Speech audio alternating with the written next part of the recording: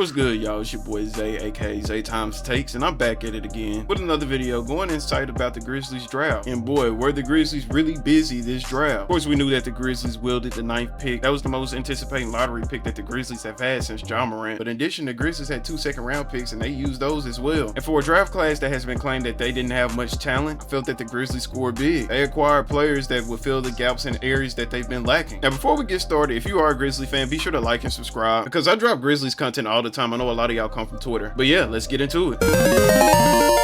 With the 9th pick, the Grizzlies selected Zach Edey out of Purdue. I made a quick analysis video about him the night of the draft, but this time I'm going more in depth. The 7'4" big man fills that void that the Grizzlies has been seeking for such a long time. And from the player introduction press conference, it sounded like the Grizzlies has been eyeing him for such a long time. Immediately what stands out is he's 7'4" with a 7'11" wingspan. And that size is vital for the Grizzlies since they play in the West. When you're a team like the Grizzlies that have to match up against Victor 4 times out the year, Jokic twice out the year, the Twin Towers up there in Minnesota 2 to 3 times out the year, Zach Edey can match up and cause problems against those teams. And what the Grizzlies have him a vision for right now is just a simple thing: rebounding the basketball and protecting the paint. They're going to want him to replicate those things that Steven Adams did, but he has the potential to be better than Steven Adams. He's very skilled. For one, him being 7'4", 300 pounds, he's going to set those hard screens. He is going to make life so much easier for our guards such as Ja and Bang. But he doesn't just have to stop at setting the screen. He's a great roller. I can't express enough of how excited I am that we have a big that can finish at the rim now. If I'm a betting man, I'm betting that Ja Morant is going to have more than 10 assists this year. He hasn't played with a big this skilled around the rim since Jonas Valanciunas, and that was his rookie and sophomore season. Now, Edey can address the Grizzlies' half-court issue. Last I checked, there's not too many players in the NBA that is 7'4". If the Grizzlies are struggling offensively, just throw it down there to Edey. He is a massive man. He isn't going to be a focal point of the Grizzlies' offense right away, but he can get a bucket. There's too many times in the past that the Grizzlies have struggled in a half-court setting against more mature teams. Well, guess what? This is the answer to the problem. That's when Zebo and Marc Gasol need to come back to the franchise and show Edey a thing or two. Like, I can't express my excitement for Edey. Another part of his game that I can see growing in the future is his ability to pass the ball. In today's NBA, the center position is the main hub of dictating the offense. There are so many teams in the league that trust their centers making the correct reads, and they do a good job at playmaking. Again, I'm not just trying to constantly boast about his height, but he's 7'4". He's towering. There's been times in his college career that he has shown his ability to make the correct reads and find his wide open teammates. Now, the biggest con that people want to argue about Edey is his ability to play defense around the perimeter. When you're 7'4" and 300 pounds, of course you're not going to be the fastest player on the earth. And now how the NBA defensive scheme is basically switching every position, you really don't want to put Edey out there around the perimeter. But honestly, I don't think he's a bad perimeter defender as you guys think. Edey has shown if he's switched on a guard, he's willing to get low and play defense as best as he can. And honestly, that's a difference maker right away. When you think of a player like Rudy Gobert, who's a 7-footer and he is shown his food around the perimeter, it's because he doesn't remain low around the perimeter. He's playing defense standing up. And even if Edey gets beat around the perimeter, he has a 7'11" wingspan that could cover so much ground. And not only that, the coaching staff is going to come up with a scheme so he won't be out there on an island by himself that much. But honestly, I'm happy about this pick. He will be an impact player now for the Grizzlies in terms of rebounding and size, and later in the future his game will continue to expand. Yeah, I'm grading this pick a B+.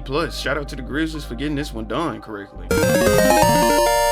With the 39th pick, the Grizzlies selected Jaylen Wells out of Washington State, and I'm stoked for this pick. If you've been keeping up with the Grizzlies in the past years, you know that Kleiman been killing with the picks in the 2nd round. And I definitely see Jaylen being another 2nd round gem. Jaylen is 6'7", and he shot the ball at an amazing rate behind the 3-point line, shooting at 41%. Now, I know the 3-point percentage sound enticing, but that's not the attribute that I'm just really stoked about. I'm watching his highlights, and he is a dog. He has the ability to put the ball on the floor and create his own shots. I feel that this pick of Jaylen is a makeup pick from Zaire. Just by watching from his highlights, I could tell this is what Zaire was supposed to be. And with the front office selecting him, Zaire and LaRavia better have their bags packed and ready, because I think he has an opportunity to play actual minutes for the Grizzlies. As well, he has pretty nice size to be a wing defender, and I know he's going to be playing with the hustle a lot of the time, but trust me, when his number is called for the main squad, he's going to be ready. I'm intrigued to see what he's going to do during the summer league. Last but not least, the Grizzlies selected Cam Spencer. Well, really they didn't select him, they traded up for him. But Spencer is a well-coached kid coming out of UConn. He's another excellent three-point shooter that the Grizzlies really need, but he's not going to be a player who's going to make an impact right away. Pretty sure that the Grizzlies are going to stash him with the hustle for the first few years, but don't be fooled that the Grizzlies will stash him, because he has game. Not only he is a shooter, but he has shown the ability to play make. I'm in no rush for Cam playing on the main squad, because if the Grizzlies give him time to learn and develop, I think he could turn into an extensive role player. If you're a long-term Grizzlies fan, you remember John contract was basically unplayable. He spent a lot of time with the hustle and he turned out to be a pretty decent role player. You can envision Cam doing the exact same thing and hopefully taking John contract's spot as well. So overall, I'm ecstatic about these new draftees that the Grizzlies acquired. They each have skills that the Grizzlies have been lacking over the years. Edey will make an impact right away, Wells is on the horizon, and Cam Spencer will be stashed away and will grow over time. Again, if you enjoyed this video, be sure to like and subscribe. I am Zaytime and I'm signing out.